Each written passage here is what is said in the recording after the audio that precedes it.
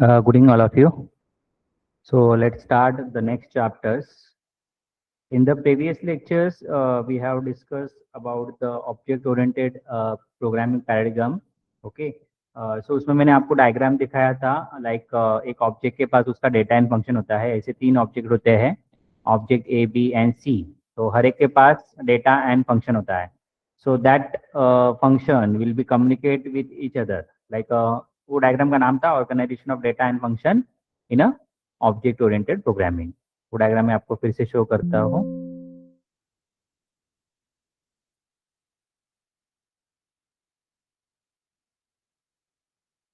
Yes, this is the diagram that we have discussed about yesterday, organization of data and function in object oriented programming. Okay, तो here आप ये diagram में आप देख सकते हो कि हर एक ऑब्जेक्ट रहेगा, जितने भी आप नंबर ऑफ ऑब्जेक्ट क्रिएट कर सकते हो under the class name. Okay, like for example class ए रहेगा, तो you can create any number of object under that class. Okay, जैसे कि यहाँ पे तीन ऑब्जेक्ट है, एक ऑब्जेक्ट ए बी एंड सी। तो हर एक ऑब्जेक्ट क्या करेगा, खुद के पास उसका डेटा एंड फंक्शन होता है। So objects are communicate with each other through that functions. Okay. So here the major motivating factor is that invention of object-oriented approach is remove some of the flaws encountered in the procedural approach जो हम लोगों ने previous वाला programming देखा है like POP. Okay. That create that this critical element program development and does not allow it to flow freely around the system. Okay, तो object oriented में हम लोगों को कुछ सिक्योरिटी एंड सेफ्टी प्रोवाइड होता है during the program development. Okay, वो मतलब ऐसा होता है कि वो कोई ऐसा डेटा है वो फ्रीली अवेलेबल नहीं होता है around the system, so it tie the data more closely to the function. तो हर एक फंक्शन क्या करता है, वो डेटा को खुद के पास स्टोर करके रखता है and it protect it from the accidental modification from outside the function.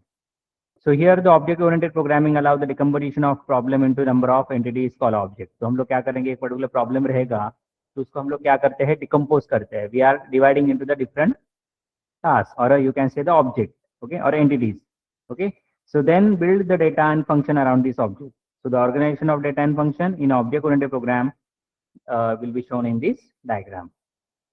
So here data of an object can be accessed only by the function associated with that object. However, the function is one of the object can access the function and the other object. Okay, तो इसमें से object A में जो function है वो क्या कर रहा है, कम्युनिकेट कर रहा है with the function in the object B. वैसे ही ऑब्जेक्ट बी से सी में भी कम्युनिकेट कर सकता है।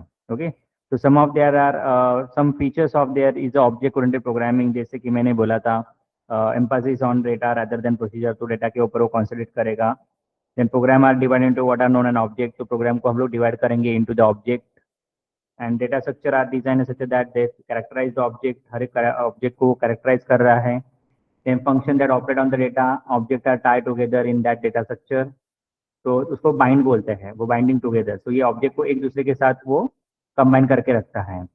Then data is hidden and can not be access by the external function. Of course आप जो वेरिएबल में कोई भी डेटा स्टोर कर रहे हो, या स्ट्रिंग डेटा टाइप होने दो या इंटीजर, वो हम लोग क्या करेंगे, प्रोटेक्ट कर रहे हैं, हिडन हाइड कर रहे हैं from the external entities. Then object में भी communicate with each other through the function. ये तो हम लोग डायग्राम में देख रहे हैं। New data and function can be easily added whenever necessary. जहाँ जहाँ पे लगेगा तभी हम लोग क्या कर सकते हैं, उसके अंदर डेटा ऐड कर सकते हैं, फंक्शन ऐड कर सकते हैं। Okay, and this will follow the bottom up approach जो हम लोग ने प्रीवियस लेक्चर्स में डिफाइन किया था। प्रोसीजर ओरिएंटेड प्रोग्रामिंग क्या कर रहा था, टॉप डाउन अप्रोच फॉलो कर रहा है, लेकिन यहाँ पे object oriented programming bottom up approach follow कर रहा है in the program design. Then we are talking about the this object-oriented programming language.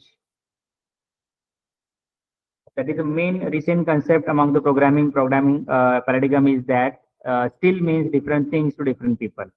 So हर एक people के लिए एक different things होते हैं, concept होता है, and therefore important to have the working definition of object-oriented programming. Okay, so हम लोग को ऑब्जेक्ट ओरिएंटेड प्रोग्रामिंग का एग्जैक्ट डेफिनेशन क्या है वो हम लोग अभी यहाँ पे देखने वाला है।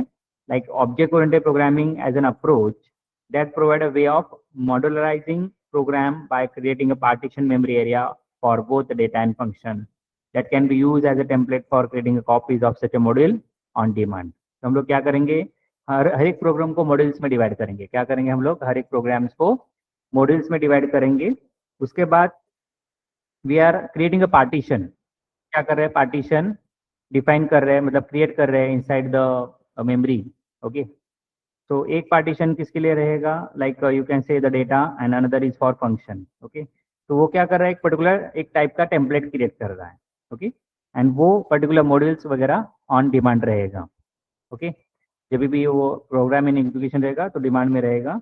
So this object is considered to be a partition area of computer memory that store the data operation that can access the that data. Okay, so जो डेटा एक्सेस है वो करेगा through this operation.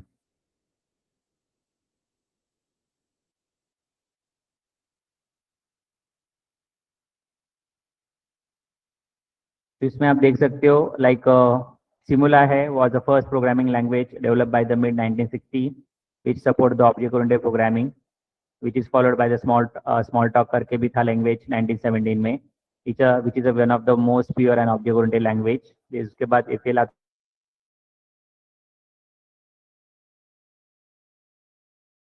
The other object oriented language, जहाँ पे वो concept use होता है। तो कौन सा कंसेप्ट यूज होता है, ऑब्जेक्ट क्लासेस का, एनकैप्सुलेशन का, एब्स्ट्रैक्शन का कंसेप्ट यूज होता है।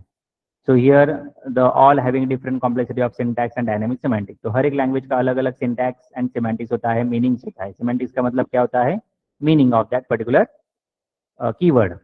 The main motive of this developer of programming language over the year has always been to create such a programming language that is close to the human। मतलब हम लोग क्या बोल सकते हैं उसको, नेचुरल लैंग्वेज प्रोसेसिंग, एनएलपी। तो natural language है वो हम लोग को पता है लेकिन सिस्टम को नहीं पता है। सो जैसे मैंने कल बताया था आपको, वी आर कन्वर्टिंग और translating that form one form two into the another form. उसमें से वन फर्स्ट फॉर्म है source code is converted into the machine code using the translator. Okay, that is machine understandable code. And the way of to receive the interact with this thing in our day-to-day lives and to represent the programming construct should be closely match the same. So hence come with the existence the concept of object. So object-oriented programming paradigm. So every object has a certain definition, or you can say the defining of properties which distinguish not only from different types of other objects, but from the similar type of object too। मतलब property क्या हो सकता है, वो object का नाम क्या हो सकता है, साइज, डायमेंशंस क्या होगा, ये सारे उसके एट्रीब्यूट होते हैं हर एक ऑब्जेक्ट के। तो here is one of the example is given for the object. So let us understand the example using example, like in case of a ball pen, तुम लोग के पास ball pen है, one of the function associated with each type of ball pen object। Okay, so it is a right and another associated function is the provision to hold it on the hand conveniently। तो उसका दो features होते हैं, एक तो लिख सकता है, ओके एक लिखने का, right is one of the function, and दूसरा होता है हम लोग उसको हाथ में पकड़ रहे हैं, we are holding it and into the hand conveniently. So all the ball pen object support both this function. तो हम लोग उसको पकड़ भी सकते हैं, लिख भी सकते हैं। So incidentally all toothbrush object also support the function of holding them in the hand conveniently, but in addition other function like brushing to the tip. तो दो दो फंक्शन साथ में होते हैं यहाँ पे। ओके, तो जैसे कि हमने पेन देखा है एंड टूथब्रश देखा है। So this concept of object borrowed from real world has been the basis of object-oriented programming। So this concept is direct consequences of effort to have a programming language closely matching the human behavior।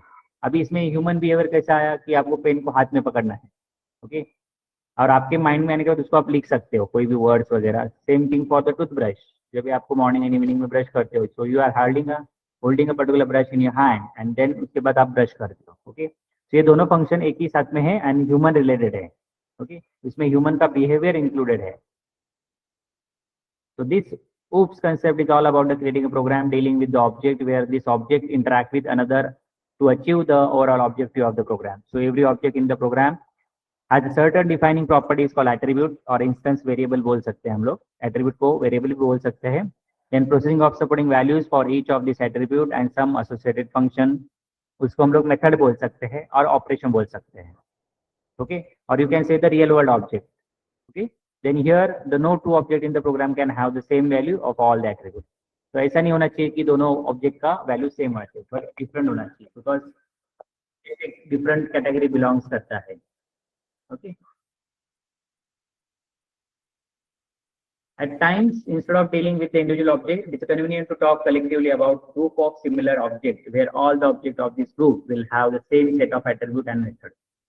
तो हम लोग यहाँ पे ज्यादा focus किसके किसके ऊपर करने वाले हैं, ऑब्जेक्ट के ऊपर। तो हर एक ऑब्जेक्ट और ऑब्जेक्ट में जो एट्रीब्यूट्स होते हैं, मेथड्स होते हैं, उसका सेम सेट है क्या नहीं वो हम लोग चेक करेंगे। Okay, so this is one of the important things like grouping of objects. So in this object oriented programming parlance, this collection of objects corresponding to the particular group is known as class. तो हम लोग क्या करेंगे, उस हर एक group को group wise करेंगे। Like you can say the defining the class, एक क्लास किया है एम्प्लॉय का। ओके, ऐसा नहीं एक एम्प्लॉय एक होता है क्या कंपनी में, नहीं होता है, multiple employee are there. Okay, तो ऐसा नहीं है कि बाबा एक एम्प्लॉय का ही एट्रीब्यूट है, एक एम्प्लॉय का नाम क्या है, उसका सैलरी क्या है, XYZ क्या है, एज क्या है, डिपार्टमेंट कौन सा है। ओके, तो एक नहीं होता है, दैट मल्टीपल होता है, इसलिए तो हम लोग बोलते हैं कंपनी में बहुत सारे एम्प्लॉयज है। तो आपको एम्प्लॉय का डेटा स्टोर करने के लिए आपको क्या करना पड़ेगा, उसका क्लास बनाना पड़ेगा। ओके, तो क्लास पे एक एम्प्लॉय, अभी एक ऑब्जेक्ट है तो एक ऑब्जेक्ट किसको रिप्रेजेंट करेगा, एक एम्प्लॉय को। ओके, तो एम्प्लॉय में उसमें एट्रीब्यूट क्या रहेंगे, like employee ID, employee name, salary and get info, जैसे कि आपने डेटाबेस में पढ़ा होगा ये सारा। ओके, ये डायग्राम है, एम्प्लॉय आईडी होता है, एम्प्लॉय का नाम होता है, सैलरी होता है, उसका इंफॉर्मेशन होता है। ओके, तो इंफॉर्मेशन क्या होता है, name, ID and salary. I will explain this with the help of example just होगा। यस, आप यहाँ पे देख सकते हो, लाइक ये एग्जांपल है, फर्स्ट प्रोग्राम है क्लास एंड ऑब्जेक्ट।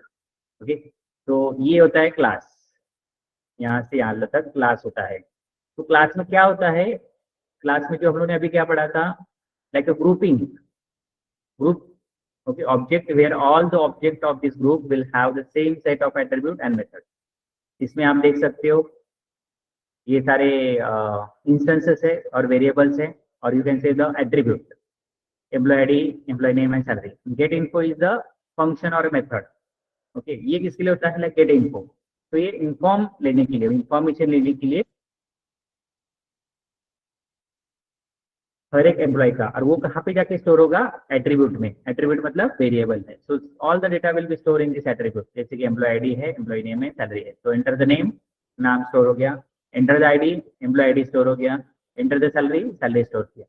तो अभी ऐसा ये एक हो गया, ये क्या हो गया, एक ऑब्जेक्ट हो गया। मतलब एक ऑब्जेक्ट में एम्प्लॉय का नाम है, या एग्जाम्पल अमित है, अमित का नाम है, अमित का आईडी है 220 है, उसका सैलरी है 50,000 है। ओके, तो ये एक ऑब्जेक्ट हो गया। सेकंड ऑब्जेक्ट क्या हो गया, सेकंड एम्प्लॉय नेम क्या होता है, लाइक तुषार। ओके, उसका एम्प्लॉय आईडी क्या है 550, तो सैलरी क्या है 75,000, तो this is the second object. Okay, and so on. तो you can create a multiple object under the single class. जैसे कि यहाँ पे याद देख सकते हो, this is the employee class. देखो ये एम्प्लॉय क्लास नेम देख रहे हो ऊपर, ये तो this is the class name लिया हम लोगों ने, और उसका एक E1, तो E1 is the first object, E2 is the second object, okay, E3 is the second, third object. Like that you can create a number of objects under the same class name. Okay, तो मैं आपको इसको execute करके दिखा देता हूँ।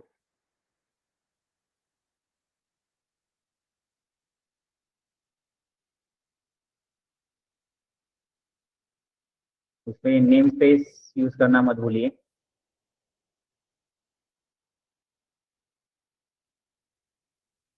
ठीक, तो यहाँ पे हमने तीन चीजें किया है, पब्लिकली हम लोगों ने डिस्प्ले इन्फो क्लास है, तो यहाँ पे क्लास खत्म होता है, जहाँ पे डबल सेमीकोलन होता है कर्ली ब्रैकेट के बाद, वहाँ पे आपका क्लास खत्म होता है और मेन क्लास उसके नीचे स्टार्ट होगा।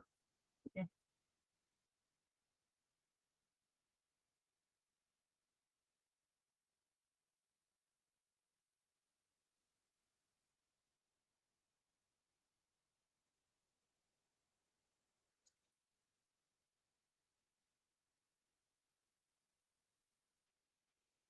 अभी देखो उधर नाम पूछा है,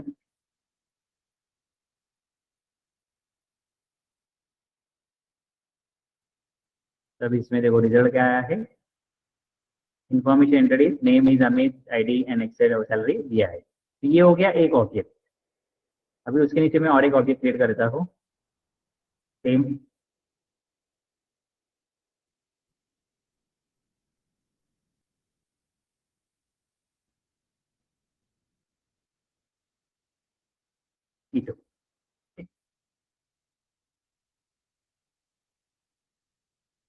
तो जब भी डिस्प्ले इन्फो फंक्शन कॉल करेंगे यूजिंग द ऑब्जेक्ट नेम, उसके बाद डॉट ऑपरेटर यूज करना है। तो ये वही वाला फंक्शन है डिस्प्ले इन्फो, तो यहाँ पे कॉल जाएगा, यहाँ पे गेट इन्फो फंक्शन को कॉल किया जाएगा, जहाँ से हम लोग वैल्यूज लेंगे यूजर से। उसके बाद ये सारा इन्फॉर्मेशन हम लोग को शो हो रहा है after the calling the get info function. तो डिस्प्ले डिस्प्ले इन्फो फंक्शन है, उसके अंदर और एक फंक्शन लिया है। ओके, तो नेक्स्टेड फंक्शन भी आप उसको बोल सकते हैं। अभी यहाँ पे मैंने 2 ऑब्जेक्ट लिए हैं।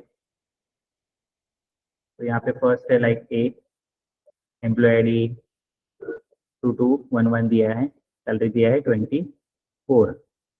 ओके, ये इन्फॉर्मेशन प्रिंट हो गया। फिर से मेरे को पूछ रहा है दूसरा यूजर नेम क्या है, आईडी है और उसके बाद सैलरी है।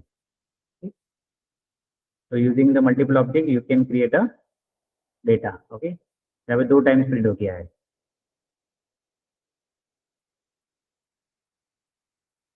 This is first information and this is second information about the second object.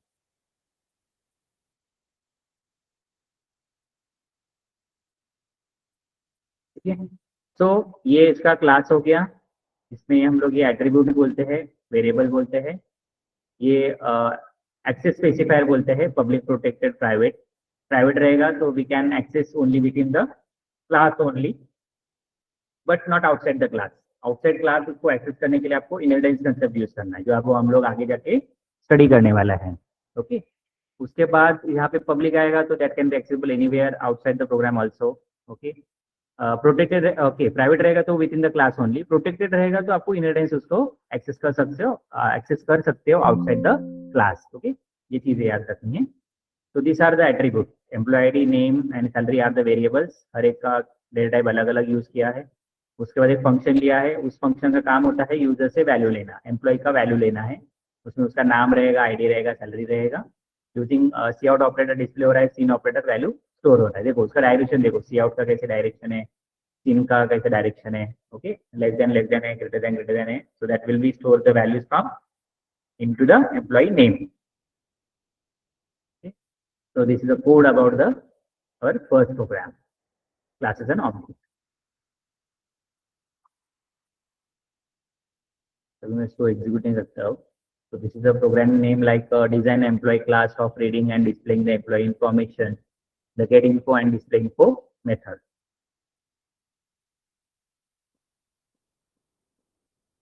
So everyone try this code. I will share in the chat box.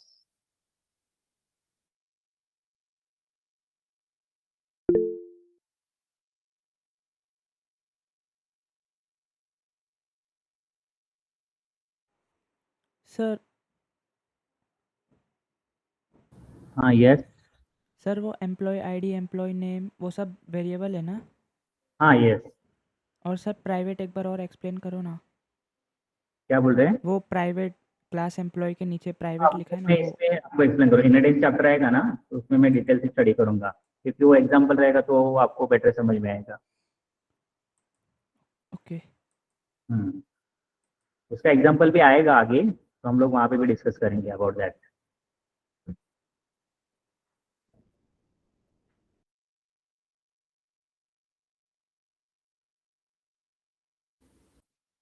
So here is an example जिसमें हम लोग access specifier का summary है, इसमें public, protected and private है।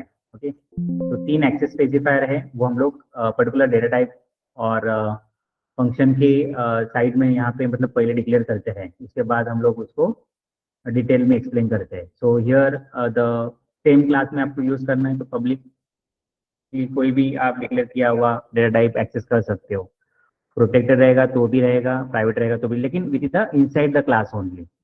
Second thing, accessible bye derive class. Derive class मतलब जो inheritance में आता है, base class and derive class, उसको चाइल्ड क्लास बोलते हैं। तो चाइल्ड क्लास में हम लोग पब्लिक वाला भी एक्सेस कर सकते हैं, प्रोटेक्टेड वाले वेरिएबल्स भी एक्सेस कर सकते हैं, लेकिन प्राइवेट वाला नहीं कर सकते हैं, because it is derive class, because वो दूसरा क्लास ही आता है अलग से। Then accessible by the external code and object, public रहेगा तो यस, प्रोटेक्टेड रहेगा तो नो, एंड प्राइवेट रहेगा तो भी नो।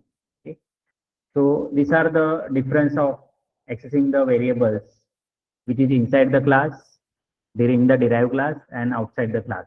Okay, तो इसमें जो that can be accessible anywhere, मतलब कोड के अंदर भी उसको एक्सेस कर सकते हो, कोड के बाहर भी, मतलब क्लास के बाहर भी, और दूसरे क्लास में भी उसको एक्सेस कर सकते हो, बट वो प्रोटेक्टेड रहेगा तो वो सेम क्लास में एंड डिराइव क्लास में एक्सेसिबल है। ओके। एंड प्राइवेट रहेगा तो they only accessible with in the class only, वो बाहर किसी भी दूसरे क्लास में उसको एक्सेस करना अलाउ नहीं है। दैट इज नॉट अ, मतलब ये उसका प्रॉपर्टीज होता है। Okay, this is summary of access specifier.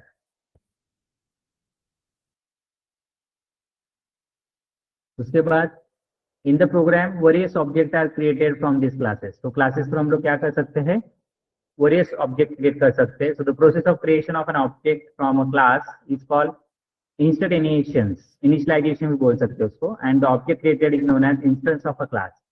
तो एक क्लास का इंस्टेंस क्रिएट कर सकते हैं और ऑब्जेक्ट क्रिएट कर सकते हैं। Okay, so every object created will have the state associated with the description of structure in the class from which it has been initialized. So the state of the object defined in the set of value assigned to the corresponding attribute that will be stored in the memory. जैसे कि हम लोग variable बोल सकते हैं इन particular object. अभी जैसे कि फर्स्ट एम्प्लॉय का हम लोग ने क्या लिया था, नाम लिया था, आईडी लिया था, सैलरी लिया था, उसके लिए मेमोरी में स्टोर है। फिर से सेकंड ऑब्जेक्ट के लिए भी सेम, एम्प्लॉय 2 के लिए भी same, name, ID and salary. Okay, तो this will be a set of values हम लोग स्टोर कर सकते हैं inside the memory with the help of object. So class is defined to be template or prototype so that the collection of attribute and methods can be described within it. And this definition can be used for creating a different object within the program. Okay. So different object हम लोग create कर सकते हैं inside the program with the help of this definition. जिसके अंदर class रहेगा, class के अंदर set of attributes and methods होंगे। So in this concept of encapsulating the data and methods within the object that provide the programmers with flexibility within the object-oriented programming paradigm. Because of an object can be extended or modified without making a change to its external interface or other class object in the program. तो यहाँ पे encapsulation मतलब क्या होता है, वही हम लोग आगे भी पढ़ने वाले हैं about this encapsulation. So the meaning of this encapsulation is that the wrapping up of data and function into single unit is called a class. मतलब हम लोग क्या कर रहे हैं, जो यहाँ पे देख सकते हो, तो wrapping up of data and function, like ये डेटा हो गया, ये डेटा पार्ट हो गया इन लाइन, और ये फंक्शन वाला पार्ट हो गया। तो हम लोग क्या कर रहे हैं, उसको एक ही इसमें रैप कर रहे हैं, बांध रहे हैं, किसमें, क्लास में। क्लास कौन सा है, एम्प्लॉय। तो इसको क्या बोलते हैं, encapsulation. We are encapsulating the data and function into the single unit, is called encapsulation. तो ये one of the striking features है क्लास का। तो data encapsulation is one of the most striking feature of a class. So data is not accessible to the outside world, and only those functions which are wrapped in the class can be accessible. तो उसके अंदर जितने function थे या data member थे वही उसको access कर सकते हैं अकॉर्डिंग टू दिस कोड। उसके बाद क्लासेस में हम लोग क्लासेस के साथ इनहेरिटेंस के कंसेप्ट भी इंप्लीमेंट कर सकते हैं। पॉलीमॉर्फिज्म के कुछ मेथड्स है वो भी हम लोग इंप्लीमेंट कर सकते हैं with the help of this feature. Okay, so this is all about the oriented programming paradigm. Okay, now the characteristic जिसमें हम लोग कंसेप्ट बोल सकते हैं उसको, concept of object oriented programming, वो हम लोग करने वाला है। तो this cycle representing the object class, उसके बाद मैसेज पासिंग है, डायनामिक बाइंडिंग है, डेटा एब्स्ट्रैक्शन एंड एनकैप्सुलेशन है, पॉलीमॉर्फिज्म, इनहेरिटेंस एंड रीयूजेबिलिटी है। Okay, so these are the features or characteristic of object oriented programming are there. Okay, तो हम लोग क्या करेंगे, वन बाय वन एक के साथ स्टडी करेंगे। तो फर्स्ट ये है क्लास, जो अभी हम लोगों ने क्लास देखा वही क्लास है। We just mention that the object contain the data and code to manipulate that data. तो ऑब्जेक्ट के पास क्या होता है, डेटा होता है, और कोड होता है किसके लिए, मैनिपुलेशन के लिए। So the entire set of data and object of an object can be made a user-defined data type with the help of class. Okay, तो क्लास पर हम लोग उसको क्या कर सकते हैं, इम्प्लीमेंट कर सकते हैं। जैसे कि object are variables of a type class. Once the class has been defined, we can create any number of objects belonging to that class. जैसे कि एम्प्लॉय का क्लास है, employee 1, employee 2, employee 3, any number of object we can create. Okay, belonging to the class employee. So each object is associated with the data of type class with which they are created. So class is a third collection of object of a similar type. For example, mango, apple, orange are the member of a class fruit. तो fruit के अंदर कौन से आते हैं, categories कौन से आता है, मैंगो का आता है, एप्पल का आता है, ऑरेंज का आता है। So this are the object but किसका ऑब्जेक्ट है ये? फ्रूट क्लास के। तो classes are user defined data type होता है, बिकॉज हम लोग डिफाइन कर सकते हैं ना, जैसे क्लास एम्प्लॉय है, क्लास फ्रूट्स है, ओके, क्लास एनिमल्स, ओके। तो this are the different types of ये है, उसके क्लासिफिकेशन है। So which behave like a built-in types of programming language. The syntax used to create an object in no different than the syntax used to create an integer object in C. See, fruit has been defined as a class, then the statement fruit mango. So we'll create an object mango belonging to that, the class fruit. Okay. तो यहाँ पे mango किसका है? Object fruit class का है। तो हम लोग मैंगो नाम का एक ऑब्जेक्ट क्रिएट करेंगे belonging to the class fruit, जैसे कि एक ऑब्जेक्ट क्रिएट करेंगे employee 1 belonging to the class employee. Okay.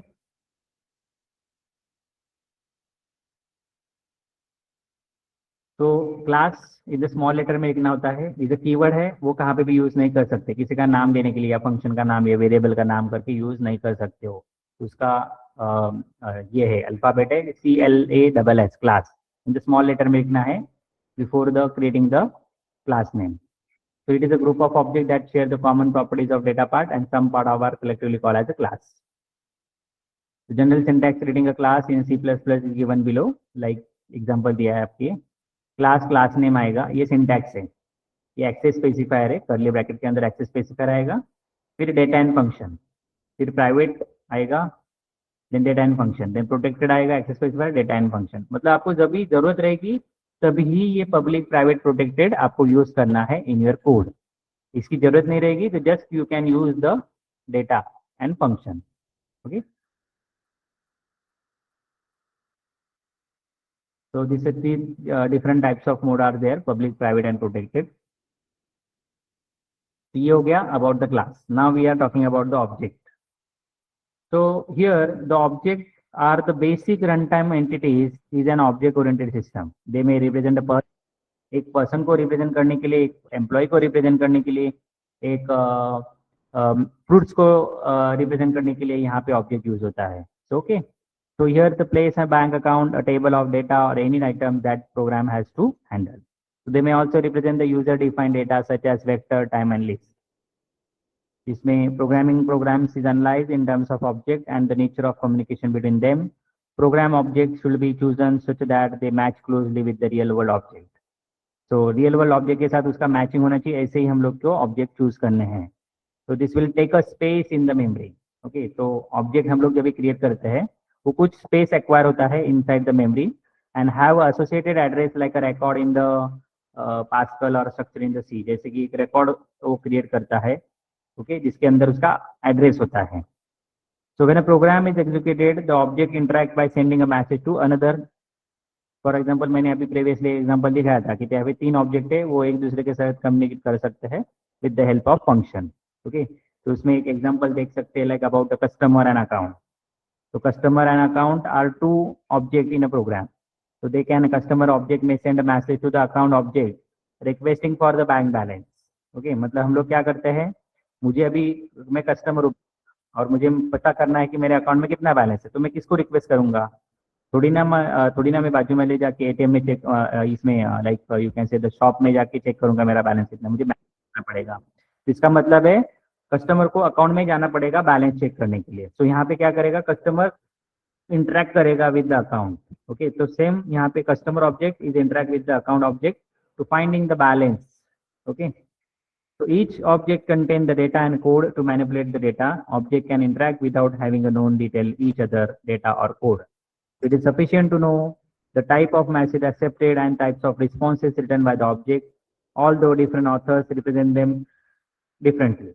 Okay, so this will show the two notation that are popularly used in object-oriented analysis and design. जैसे कि एक object student है, student में data and function है, जैसे कि हम लोगों ने एग्जाम्पल देखा था एम्प्लॉय का।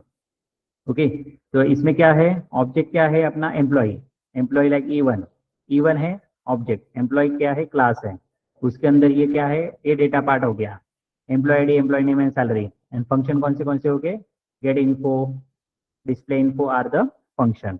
Okay, so this is a way of representing the object. I will show the diagram for the same, just hold on. तो ये उसका डायग्राम है, लाइक ऑब्जेक्ट स्टूडेंट है, ऑब्जेक्ट स्टूडेंट में डेटा वेरिएबल आते हैं उसके, like name and date of birth are the instance of variable, और वेरिएबल भी बोल सकते हैं और इंस्टेंसेस बोल सकते हैं। एंड ये उसका फंक्शन है जिसमें टोटल किया जाएगा, एवरेज फाइंड आउट किया जाएगा अबाउट स्टूडेंट के मार्क्स के रिलेटेड। लेकिन उसके अंदर हम लोग डेटा में क्या रखेंगे, स्टूडेंट का नाम and date of birth. Okay, और another way you can represent the student और उसका टोटल मार्क्स एंड एवरेज कितना आएगा वो।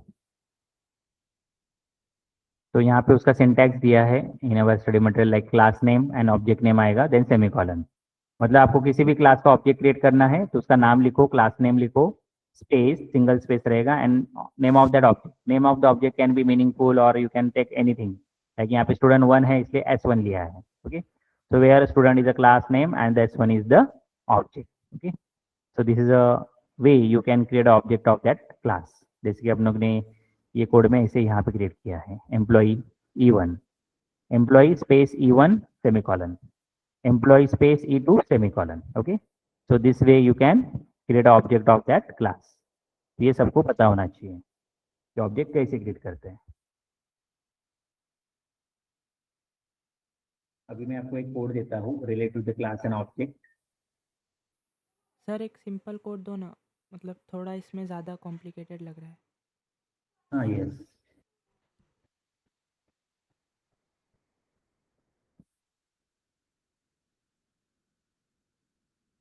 Okay, so this is an example, second example है, प्रोग्राम है। डिजाइन द क्लास स्टूडेंट, एक स्टूडेंट नाम का क्लास बना, कंटेनिंग उसमें एक गेट डाटा फंक्शन होना चाहिए and display data. Okay, as of two of its method which will be used for reading and displaying the student information.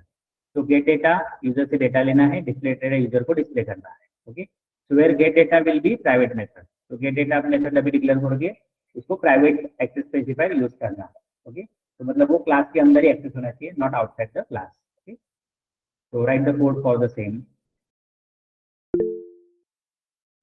और ये प्रोग्राम सेव करके रखो बिकॉज फिर एग्जाम में आपको कोड आएगा तो कोड लिखने के लिए ये हेल्पफुल रहेगा।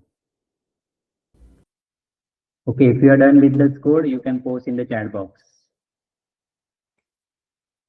आपका कोड हो गया तो आप उसको चैट बॉक्स में पेस्ट कर सकते हो। तो इसको हम लोग अभी क्या करते हैं, मल्टी लाइन कमेंट में कन्वर्ट कर देते हैं। ओके,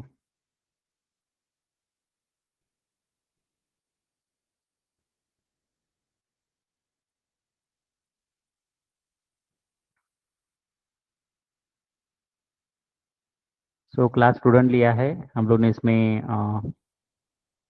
एक साइज लिया है, अरे ही लिया है। फॉर एग्जांपल हम लोग को मल्टीपल थोड़ा साइज लगेगा, सो कैरेक्टर नेम अरे, डिव, डिवीजन कौन सा है, स्टैंडर्ड कौन सा है, एड्रेस क्या है, रोल नंबर क्या है। Okay, so this details we are taken from the users.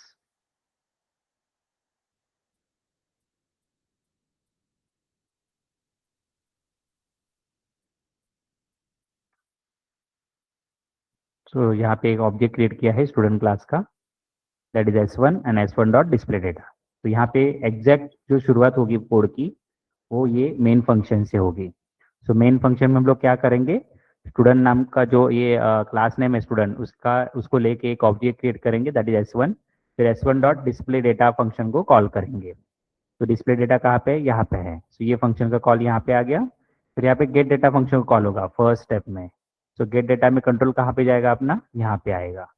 So gate data में हम लोग क्या करेंगे, यूजर का नाम लेंगे, वो नेम में स्टोर करेंगे, वेरिएबल नेम या कैरेक्टर्स अरे में स्टोर करेंगे नेम वाला, रोल नंबर स्टोर करेंगे, देन उसके बाद डिवीजन, देन द स्टैंडर्ड कौन सा है एंड एड्रेस क्या है। ओके, सो यहाँ पे एक बार डेटा स्टोर हो गया तो हम लोग क्या करेंगे, सेकंड लाइन पे आएंगे, C out the enter information of the student is, फिर हम लोग name of the student, roll number, division, standard and address यहाँ पे प्रिंट करेंगे using C out keyword. Okay, so जो एंड एल स्टेटमेंट है that will be like set width करके formatting out, मतलब जो आउटपुट आपको डिस्प्ले होने वाला है वो फॉर्मेटेड में रहेगा, या राइट अलाइनमेंट में या सेंटर अलाइनमेंट या लेफ्ट अलाइनमेंट में होगा, उसके लिए ये एंड एल कीवर्ड यूज होता है। ये भी हम लोग दो कीवर्ड के बारे में स्टडी करने वाले हैं इन the next lectures, that is set W and L.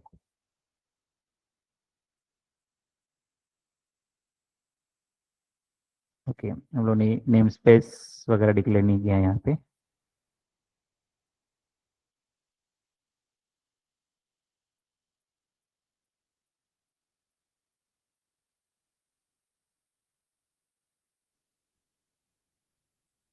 Yes, तो नेम है फॉर एग्जांपल, रोल नंबर है 12, डिवीजन है ए, स्टैंडर्ड है सेकेंड, एड्रेस है मुंबई। ठीक, so this will be display in the next one. Okay, so ये information किसके related हो गया, एक स्टूडेंट के बारे में हो गया, स्टूडेंट 1 S1। वैसे आप S2 S3 S4 ऐसे सारे ऑब्जेक्ट क्रिएट करके मल्टीपल स्टूडेंट्स का डेटा स्टोर कर सकते हो inside this class.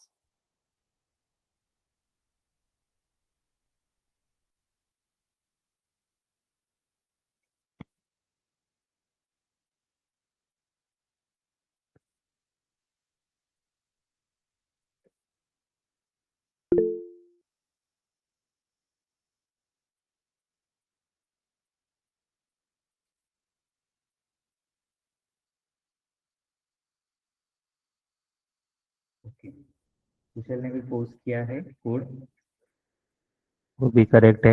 Yes, get info है, public display info get info, yes too.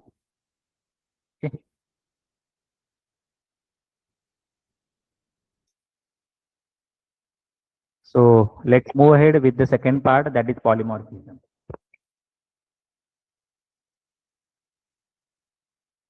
So here poly means many.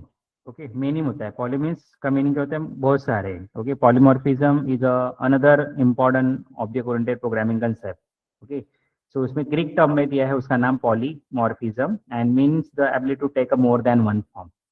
Okay, तो उसमें ओवरलोडिंग का एक एग्जांपल हम लोग देखेंगे और ओवरराइडिंग का।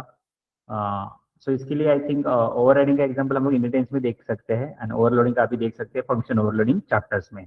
ओके, बट हम लोग एक स्लाइटली गो थ्रू करेंगे about that in the program. So here the behavior depend upon the types of data used in the operation. For example, like considering the operation of addition. For two number, the operation will generate the sum. So if the operands are string, okay हम लोग plus किया तो addition होगा, लेकिन operand string रहेगा तो क्या हो सकता है।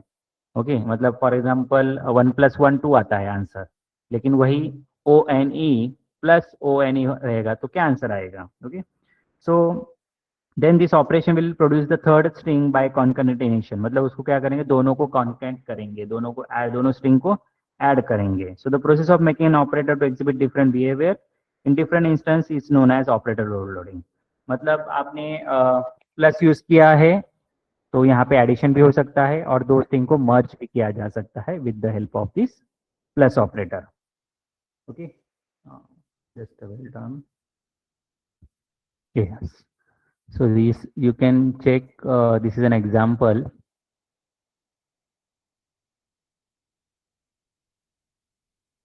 The class shape, ओके तो शेप मेथड में क्या होगा, हम लोग ड्रॉ मेथड यूज करेंगे, तो हम लोग सर्कल भी ड्रॉ कर सकते हैं, रेक्टेंगल भी ड्रॉ कर सकते हैं एंड स्क्वायर भी ड्रॉ कर सकते हैं विद दस डिफरेंट ऑब्जेक्ट। इसमें सर्कल ऑब्जेक्ट रहेगा, बॉक्स ऑब्जेक्ट रहेगा, ट्रायंगल ऑब्जेक्ट रहेगा। तो हर एक ऑब्जेक्ट किसको यूज करेगा, ड्रॉ वाला जो मेथड रहेगा उसको यूज करेगा फॉर ड्रॉइंग द शेप। तो उसमें शेप किसमें, सर्कल में होना चाहिए, बॉक्स में होना चाहिए एंड ट्रायंगल में होना चाहिए। Okay, so this diagram show that the single function name can be used to handle the different number of and different types of argument. So this is a something similar to the particular word having a several different meanings depending on the context. So using the single function name perform the different type of task known as function overloading. Okay, तो यहाँ पे single function कौन सा है, draw है, लेकिन हम लोग ड्रॉ फंक्शन से हम लोग क्या क्या कर सकते हैं, सर्कल को ड्रॉ कर सकते हैं, बॉक्स को ड्रॉ कर सकते हैं, रेक्टेंगल को, ट्रायंगल को ड्रॉ कर सकते हैं। So polymorphism plays an important roles in allowing object having a different internal structure to share the same external interface. Okay, so this means that the general class of an operation may be accessed in the same manner even through the specific action associated with each operation may differ. So polymorphism is extensively used in the implementation of inheritance. तो inheritance में इसका ज़्यादा use होता है। Okay, जैसे कि overriding वाला concept and overloading वाला कंसेप्ट। देन उसके बाद आता है इनहेरिटेंस। तो ओवरलोडिंग का मैं आपको एग्जांपल शो करता हूँ, जस्ट होल्ड। ओवरराइडिंग का हम लोग जब भी इनहेरिटेंस वाला चैप्टर करेंगे उसमें हम लोग देखेंगे। जस्ट टाइम बीइंग्स में आपको सिर्फ एक वाला एग्जांपल दिखा देता हूँ फंक्शन ओवरलोडिंग का।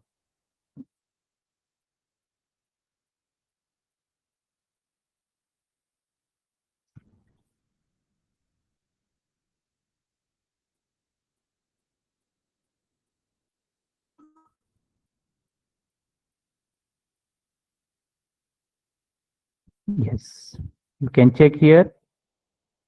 सो यहाँ पे मेन फंक्शन है। मेन फंक्शन में मैंने तीन वेरिएबल लिया है, a is equal to 5, b is equal to 7, c is equal to 11। Okay, and C out में क्या कर रहा हूँ मैं, पहले ऐड वाले फंक्शन कॉल कर रहा हूँ जिसमें दो ही पैरामीटर है। दो पैरामीटर वाला कौन सा फंक्शन है, ये वाला, ये तीन पैरामीटर वाला है। तो जिसमें मैं दो ही वैल्यू पास कर रहा हूँ वो दो वाले ही वेरिएबल को मैप करेगा। ओके, फंक्शन को, यहाँ पे दो ही नंबर के एडिशन होगा। जब मैं तीन वेरिएबल, तीन पैरामीटर पास करूंगा इनटू द ऐड फंक्शन, तो ये जो सेकेंड वाला फंक्शन ऐड, उसमें वो वैल्यू पास करेगा। ओके, तो add function to the add two numbers using the sum function with the different arguments. Okay, so this is the example of function order, मतलब use of same thing for different purpose. Different purpose मतलब एक दो ही variable को add कर रहा है, एक तीन वेरिएबल को ऐड कर रहा है। ओके, ये अलग अलग फंक्शन होते हैं।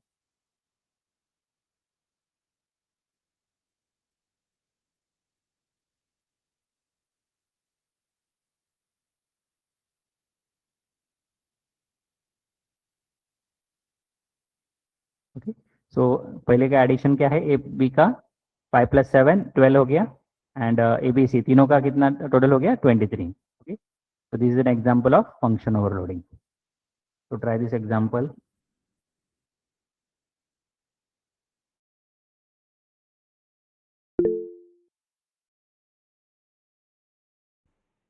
सर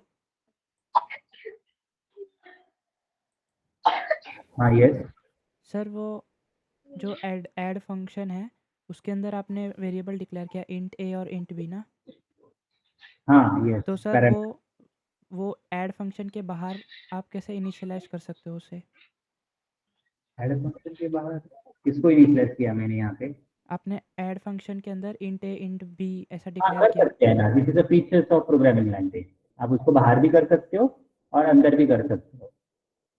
तो सर वो स्कोप का कुछ कॉन्सेप्ट होता है ना, वो तो इधर वो नहीं हो रहा ना। नहीं, ऐसा कुछ नहीं रहता है, लेकिन आपको पता होना चाहिए ना कौन सा वैल्यू आप पास कर रहे हो। फॉर एग्जाम्पल ये मैं गलती से मैंने यहाँ पे कोई फ्लोट वाला वैल्यू पास कर दिया तो उसके नहीं, लिए डेटा टाइप तो ठीक है कि वो नहीं हम पास करेंगे, बट स्कोप के बाहर अंदर ही है ये। अभी यहाँ पे स्कोप के लिए क्या है, यहाँ पे तो हम लोग ने कोई यूज नहीं किया है ना एक्सेस स्पेसिफायर। तो स्कोप का कुछ इश्यू ही नहीं है, हम लोग विद इन द क्लास ही एक्सेस कर रहे हैं सब कुछ। ओके, हाँ मैंने, ओके क्लास क्रिएट नहीं किया आप बोल रहे हैं। हाँ, ओके, और वो कर्ली ब्रैकेट भी क्लोज हो गए ना।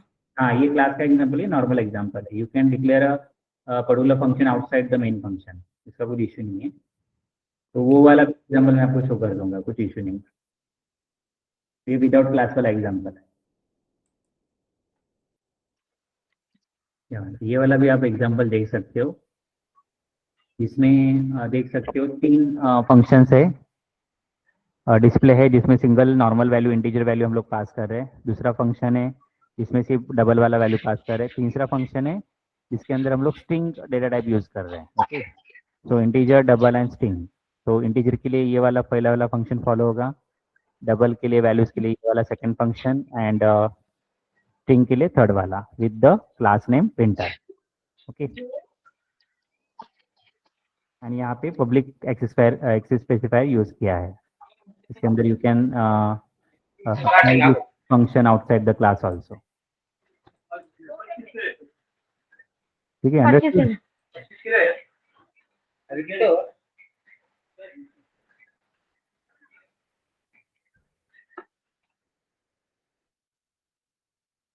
Okay, let's move ahead with the next topic, that is inheritance. So inheritance is the process by which object of one class acquire the property of object of another class. Okay, so इसमें क्या हो रहा है कि for example एक class क्या कर रहा है, कुछ फीचर्स है उसके अंदर, लाइक पेरेंट क्लास है। ओके, हम लोग अपने पेरेंट्स से कुछ सीखते हैं ना, that will be are we are inheriting some features from the parent to us. So parent class is the base class and child class is the derived class. Okay मतलब वो बेस क्लास के कुछ features derive class में access कर सकता है. तो it support the concept of hierarchical classification, मतलब grandfather to father, father to son. So this existing class is called the base class, and new class which is created in the basis of base class is called the derived class. तो कुछ different types of inheritance है. Single level inheritance है, multi level. Single level में एक parent class होता है, एक child class होता है. मल्टी लेवल में क्या होता है, ग्रैंडफादर फादर सन होता है. मल्टीपल में एक फादर मल्टीपल चिल्ड्रन होते हैं. हायरार्किकल में सेम वैसे ही होता है. हाइब्रिड में there are like a single multiple single parent class होता है, मल्टीपल ये होते हैं चाइल्ड क्लास होते हैं. ठीक है. So this type of different types of inheritance are included in our in this subject. Okay, तो इसमें से हम लोग फर्स्ट प्रोग्राम देखेंगे which is based on single level inheritance. Okay, मतलब जो हम लोग का पूरा चैप्टर ही आगे, तो उसमें भी हम लोग डिटेलली स्टडी करेंगे, बट टाइम बिंग हम लोग यहाँ पे एक ही एग्जांपल डिस्कस करने वाला है about the single level. So inheritance का एक भी एग्जांपल देखते हैं. लाइक एनिमल क्लास है, so dog class, cat class, cow class. Okay, this is a will be a like inherited some feature from the animal class. So dog भी animal होता है, cat and cow are also the animal. Okay, belonging to the same class. जिसके अंदर हम लोग एक class बनाया है animals. Okay, animal में एक sound है. Okay, so animal make a sound. Okay, तो animal is a animal एक parent class है अपना. Dog is a child class or you can say the derived class. तो वो किसको inherit करेगा, एनिमल क्लास एनिमल को. को. ओके, देन उसके बाद एक्सटेंड करेगा, मतलब उसके एनिमल की प्रॉपर्टीज हम लोग इनहेरिट कर रहे हैं यहाँ पे. Same cow class inherit the properties of animal class. तो इसको रिप्रेजेंट करने के लिए अपना जो डिराइव क्लास नेम आएगा, कोलन आएगा, देन उसके बाद access specifier and the parent class name आएगा. ओके, तो ऐसे हम लोग क्या कर सकते हैं, इनहेरिट कर सकते हैं प्रॉपर्टीज. ओके, तो यहाँ पे देखो, this is animal class, dog class, cat class, cow class. This is animal class first, then this is the dog class. देखो हर एक क्लास के बाद एक सेमीकॉलन होता है, मतलब इसका क्या मीनिंग होता है कि यहाँ पे मेरा क्लास खत्म हो रहा है. और एक थर्ड क्लास लिया है, क्लास कैट, उसके बाद क्लास काउ. ओके, तो हम लोग क्या कर रहे हैं, ये एक दूसरे के साथ कनेक्ट कर रहे हैं. Like we are dog class inherit the property of animal class, cat class inherit the property of animal class, cow class inherit the property of animal class. तो हर एक का साउंड होता है. ओके, कुत्ते का भी आवाज आता है, बिल्ली का भी आता है, और गाय का भी आवाज आता है. Okay, but this will be belong to the sound function. जो साउंड फंक्शन हम लोगों ने डिफाइन किया है inside the animal class. In the main function, we can create object of a dog class, d dot sound, cat c dot sound, and cow space cow dot sound. मतलब sound function किस में है, सिर्फ animal function में है. Okay, इसको हम लोग उसका प्रॉपर्टीज यहाँ पे हम लोग इनहेरिट कर रहे हैं. Okay, in the derive class. Just a wait.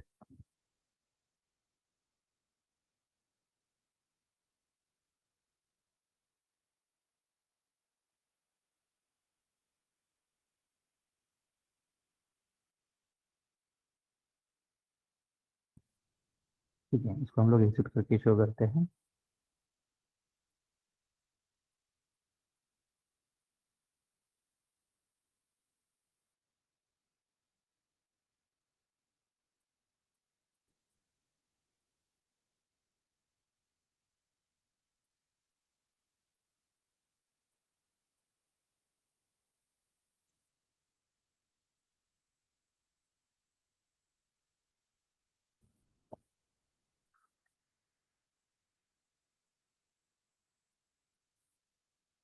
ठीक, तो first will be a dog bark आ गया, बिकॉज हम लोग वो क्लास का ऑब्जेक्ट लेके यूज कर रहे हैं ना. तो dog dog barks, then cat moves meows, and cow moves. Okay, so here we are calling the, मतलब जिस क्लास का ऑब्जेक्ट क्रिएट कर रहे हैं उस क्लास के फंक्शन को ही हम लोग कॉल कर रहे हैं यहाँ पे. ओके, तो इसलिए हम लोग को उसके आउटपुट मिल रहा है, not the animal make sound करके आउटपुट मिलेगा. ओके, सो जब भी मैं उसके एनिमल क्लास का ऑब्जेक्ट क्रिएट करूंगा, तभी मैं ये उसका रिलेटेड जो साउंड फंक्शन है उसको कॉल कर सकता हूँ. ओके, जैसे कि यहाँ पे देखो, डॉग क्लास का ऑब्जेक्ट क्रिएट किया है, कैट सी का किया है, काउ का किया है, एनिमल क्लास का किया है क्या, नहीं किया है। ओके, बट हम लोग क्या कर रहे हैं, उसके कुछ प्रॉपर्टीज है वो इनहेरिट कर रहे हैं into the derive class. So dog, cat and cow are the derive class and animal are the parent class. Okay, you can call it as a base class also. और जो नया class होता है उसको child class, derive class भी आप बोल सकते हो. Okay, so let's try this example of inheritance. Single level inheritance बोल सकते हैं आप इसको.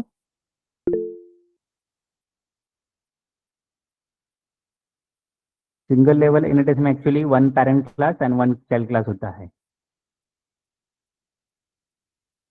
टाइप्स बता देता हूँ.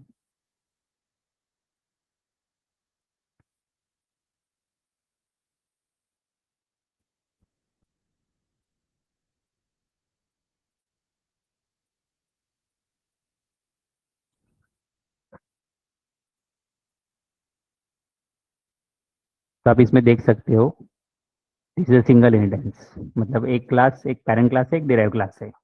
ओके, मल्टी लेवल में क्या होता है, grandfather, father, children. Okay, class A, class B, class C. Hierarchical inheritance में देखो कैसे होता है. Class B inherit the property of class A, class C inherit the properties of class B, and class D is also inherit the property of class B. Multiple inheritance किसके बोलते हैं, multiple parents होते हैं. क्योंकि हमेशा याद रखना है, मल्टीपल इनहेरिटेंस मतलब क्या होता है, मल्टीपल पेरेंट होते हैं एंड सिंगल चिल्ड्रन होता है. हाइब्रिड इनहेरिटेंस में क्या होता है, class E extend the property of class A and class G also, and class B inherit the property of class A also. Okay, जिसको हाइब्रिड बोलते हैं. तो mixture of multiple inheritance and hierarchical inheritance या multi level inheritance का भी use होता है, इसलिए उसको हाइब्रिड इनहेरिटेंस हम लोग बोलते हैं. ओके, तो try this example for the inheritance. The next is reusability. So the concept of inheritance provides the important features of object-oriented language reusability. Okay.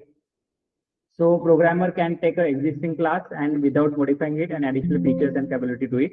So this is done by deriving a new class from existing class.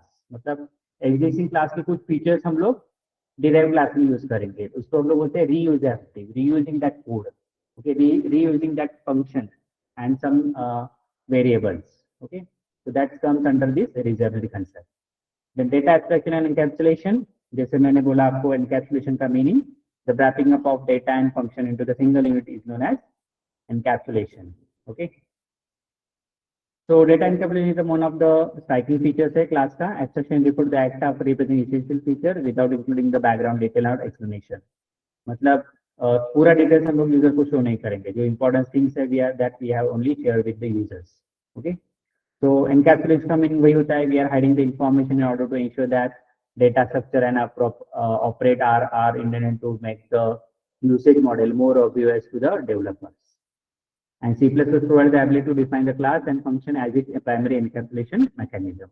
मतलब अभी कुछ system defined classes होते हैं, आपको उसके अंदर पता नहीं होता है क्या होता है, just we are just inheriting. जैसे कि स्ट्रिंग वाला है या कोई अनदर वाला है जिसमें हम लोग कुछ लाइब्रेरी फाइल्स इंपोर्ट करते हैं.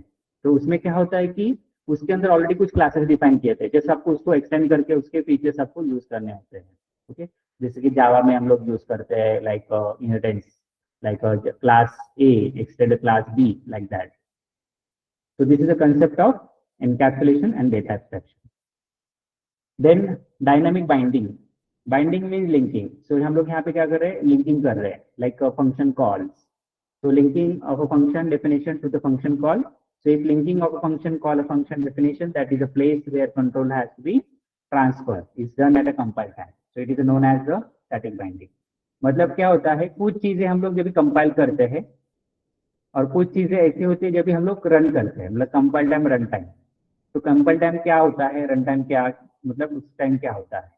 तो रन टाइम, कंपाइल टाइम में क्या होता है, वी हैव लाइक जो फंक्शन डेफिनेशन डिफाइन किए हुए हैं, वेरिएबल डिक्लेयर किए हुए हैं और कुछ कंट्रोल डिक्लेयर किए हैं. Okay, so that has been transfer is done. जो ट्रांसफर होता है उसको हम लोग क्या बोलते हैं, एट द कंपाइल टाइम, उसको बोलते हैं स्टैटिक बाइंडिंग.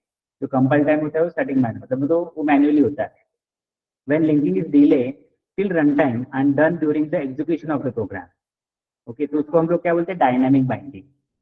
जब एक प्रोग्राम रन होता है तभी उसका लिंकिंग होता है, उसको हम लोग डायनामिक बाइंडिंग बोलते हैं. which function will be called and response to the function call to find out when program execute. ठीक, तो जिसका जो फंक्शन कॉलिंग होता है वो कंपाइल टाइम में होगा तो उसको स्टैटिक बाइंडिंग बोलते हैं, और जब भी रन टाइम में होता है उसको हम लोग डायनामिक बाइंडिंग बोलते हैं. Okay, so be aware of that meaningful like compile time and run time. उसके बाद होता है मैसेज पासिंग. तो C++ ऑब्जेक्ट, अभी ऑब्जेक्ट एक दूसरे के साथ कम्युनिकेट कैसे करेंगे through the message passing mechanism. Okay, so message contain the name of the member function and argument to pass. अभी हम लोग एक पर्टिकुलर फंक्शन को कॉल करते हैं तो आपको दूसरा फंक्शन का नाम होता है, कौन से वाले फंक्शन को कॉल करना है, उसमें कितने आर्गुमेंट पैरामीटर पास करने होते हैं, ये हम लोग को पता होना चाहिए while communicating with that function. Okay, तो जो एक मैसेज होता है उसके अंदर ये सारा डिटेल स्टोर होता है. ओके, तो जैसे कि like for example object name dot method name और उसका पैरामीटर लिस्ट, इसलिए हम लोगों ने कोड में किया था, जैसे कि cow dot sound या c dot sound या d dot sound करके. In message passing here means the object calling the methods and passing parameters. ये राइट अ शॉर्ट नोट के लिए आ सकता है मैसेज पासिंग. तो message passing is nothing but the calling the method of the class and sending the parameter. तो the method is a turn execute in response to the message. तो एक message passing के लिए मैं आपको example show करता हूँ. Like इसके अंदर हम लोग क्या कर सकते हैं, फंक्शन को कॉल कर सकते हैं लाइक दिस. ये एग्जांपल देख सकते हैं फंक्शन ओवरलोडिंग का. तो इसमें हम लोग देख सकते हैं कि हम लोग ये इसको बोलते हैं message passing. Okay, P dot display, P dot display and P dot display. तो इसमें ये जो पी डॉट डिस्प्ले है उसमें हम लोग स्ट्रिंग वाले डेटा को ट्रांसफर कर रहे हैं, डेटा को सेंड कर रहे हैं. पी डॉट डिस्प्ले में डबल वाले वैल्यू को शेयर कर रहे हैं.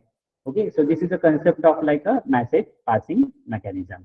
इसको हम लोग क्या कर रहे हैं, ये जो फंक्शन होते हैं लाइक डिस्प्ले जो फंक्शन ऊपर दिए हुए हैं उसको हम लोग क्या कर रहे हैं, डेटा भेज रहे हैं, और वो फंक्शन क्या कर रहा है, डेटा रिसीव कर रहा है, प्रोसेस कर रहा है और शो कर रहा है with the C out statement. Okay, so this is all about the message passing. तो इसमें इंपॉर्टेंट क्वेश्चन कौन से हैं, लाइक उसका characteristic of object oriented programming, ये राइटर में शॉर्ट नोट के लिए आ सकता है 5 मार्क्स के लिए. What are the classes and object, explain with an example. तो क्लास क्या है, ऑब्जेक्ट क्या है, उसका थेरी एग्जांपल दे दो. एक इसका एग्जांपल दे दो like write a C++ program to show the how to declare the class. उसके अंदर फंक्शन वो एक्सेस स्पेसिफायर कैसे लिखना है, वेरिएबल कैसे डिक्लेयर करना है, फंक्शन डिफाइन कैसे करना है, और उसके बाद एक बार क्लास का कोड लिखने के बाद आपको ऑब्जेक्ट कैसे क्रिएट करना है ये आपको शो करना है with this example.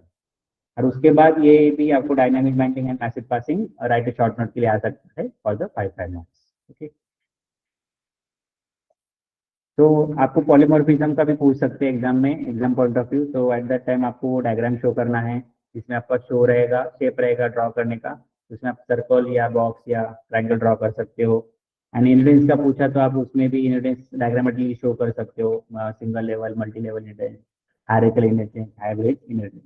Okay, and object में आएगा तो ऑब्जेक्ट में आपको कैसे वो डायग्राम में बॉक्स में दिखाया था ना, object, student, data, name, date of birth and marks, वो वैसे आपको डायग्राम शो करना है. मतलब आप जितना डायग्रामेटिकली लिखोगे एंड एग्जाम्पल दोगे तो एग्जाम में you will get an better marks.